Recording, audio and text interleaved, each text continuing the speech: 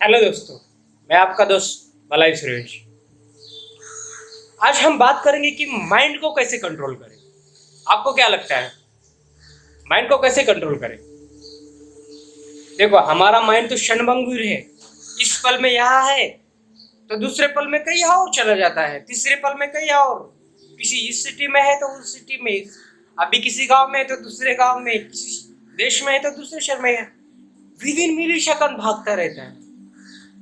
हमारा माइंड जंगली जानवर की तरह है। जंगली जानवर पता है आपको, वो एक जगह नहीं बैठता है। इतनी एनर्जी होती है ना, इधर उधर उधर समझता नहीं है कहाँ जाता है। वैसे ही हमारा माइंड है, तो उसके अंदर एनर्जी तो बहुत होती है, लेकिन अगर वो जंगली जानवर की तरह एक्ट करे ना, तो हम उसकी गुलाब बन जाते हैं। लेकिन किसी तरह समझो उस एनर्जी को हमने हम हमारे माइंड को गुलाम बना दिया, हमारा गुलाम। तो ये वो एनर्जी हमारे लिए काम आएगी, वो माइंड हमारे लिए काम करेगा, ना कि हम माइंड के लिए। तो ये कब पॉसिबल होगा? वो ये तब पॉसिबल होगा जब हम हमारे माइंड को कंट्रोल कर सकेंगे। क्योंकि गुलाम हम किसी को तभी बना सकते हैं हम जब उसको कंट्रोल में कर सकते हैं। जैसे कोई शेर, जंगल का शेर होता है, वो तो कितना डर लगता है हमको, खा जाएगा। लेकिन सर्कस का शेर भी आपने देखा होगा, वो पालतू बन जाता है। वो पालतू जानवर बन गया तो वो हमारे लिए काम आता है, वो हमारे हमारे डंडे पे नाच गाना दिखाता है।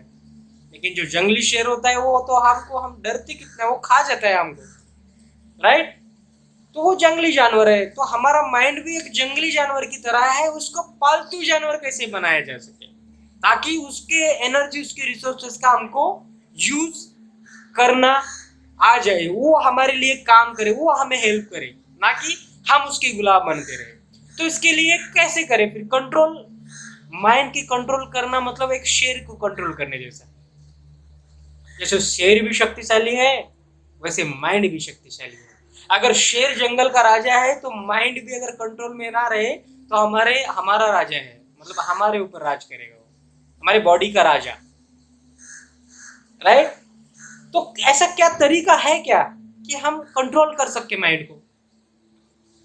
तो दोस्तों, ये देखो, माइंड को कंट्रोल करने का कोई तरीका नहीं है। तो फिर ऐसा कैसे, मतलब कुछ लोग करते हैं ना कंट्रोल, कुछ लोग बहुत स्टेबल रहते हैं, माइंड उनके अकॉर्डिंग काम करते हैं। वो कैसे करते हैं? क्योंकि माइंड को कंट्रोल करने का सिर्फ एक मात्र जरिया है, वो भी इनडायरेक्टली, कि माइंड को समझा जाए, अंडरस्टैंड किया जाए। जो अंडरस्टैंडिंग माइंड है, वो कंट्रोल में आ सकता है। तो इसलिए एक सेंटेंस में आपने पढ़ा होगा, कहीं पर सुना भी होगा, understanding of the mind is the controlling of the mind. ये सिर्फ एक जरिया है, this is only one way. जब तक हम अपने माइंड के नेचर को समझेंगे नहीं, तब तक हमारा माइंड हमारे कंट्रोल में नहीं रहेगा।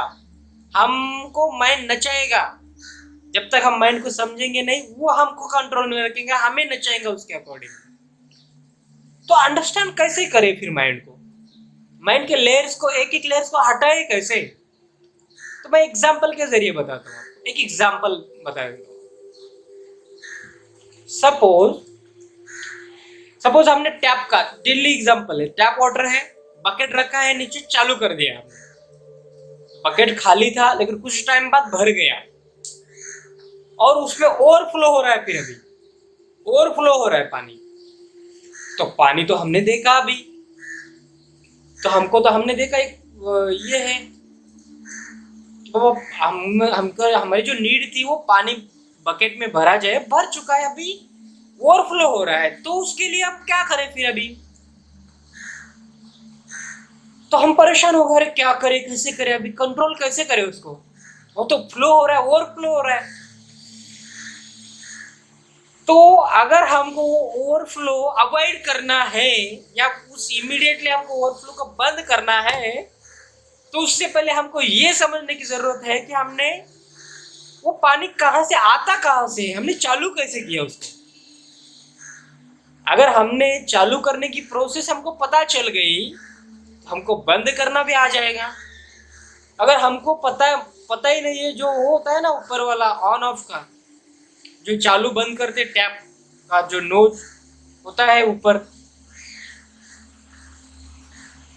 अगर वो हमको पता है कि वो चालू करने से पानी आ जाता है और वो बंद करने से पानी बंद हो जाता है, अगर इतनी सी भी समझ हम में है, डेवलप हो गई, तो हम जो वहां का क्लोजर है उस टैप का उसको बंद कर देंगे, पानी फ्लो होना उस टैप से बंद हो जाएगा, ऑटोमेटिकली ओवरफ्लो भी बंद हो जाएगा, राइट।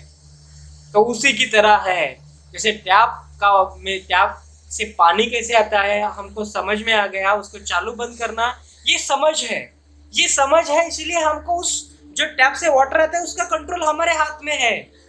तो उसी तरह हमको हमारे माइंड को समझना पड़ेगा कि माइंड क्या है, वो थॉट्स कहाँ से आते हैं। मैं पहले भी बहुत वीडियो बना चुका हूँ कि माइंड काम कैसे करता है, माइंड में थॉट्स कैसे आते हैं, इंफॉर्मेशन कहाँ से मिलती है, एक्शन पे कैसे हमारा मतलब माइंड कैसे इन्फ्लुएंस करता है। तो वो चीज़ें स्लोली आराम से करना पड़ेगा, धीमे धीमे धीरे धीरे। एक दिन की बात नहीं है दोस्तों, सालों भी लग जाते हैं इसमें। तो उसका नेचर समझ के उसके अकॉर्डिंगली हम वो कंडीशनिंग कैसे होता है, एक माइंड काम कैसे करने लगता है, उसको हमने समझा तो हम माइंड को ही कंट्रोल करेंगे। कोई बात समझ में ही नहीं आती है तो हम कंट्रोल कैसे कर सकते हैं उस चीज को। जैसे हमको गाड़ी का एग्जाम्पल मैंने पहले दिया हुआ है, अगर गाड़ी चलाने की समझ नहीं है तो हमको गाड़ी को कंट्रोल कैसे कर पाएंगे, चला कैसे पाएंगे, राइट। तो अंत में दोस्तों यही है एक सॉल्यूशन कंट्रोल करने का माइंड को, कोई अदर सॉल्यूशन दूसरा तरीका नहीं है, बस एक तरीका है अंडरस्टैंडिंग ऑफ द माइंड को पूरी तरह से समझो, हर छोटे से छोटे लेयर को समझा जाए तब हम माइंड को कंट्रोल कर सकते हैं। अंत में बस यही कहना चाहता हूँ दोस्तों कि अपनी समझ को बदलो, जिंदगी अपने आप बदल जाएगी। Thank you.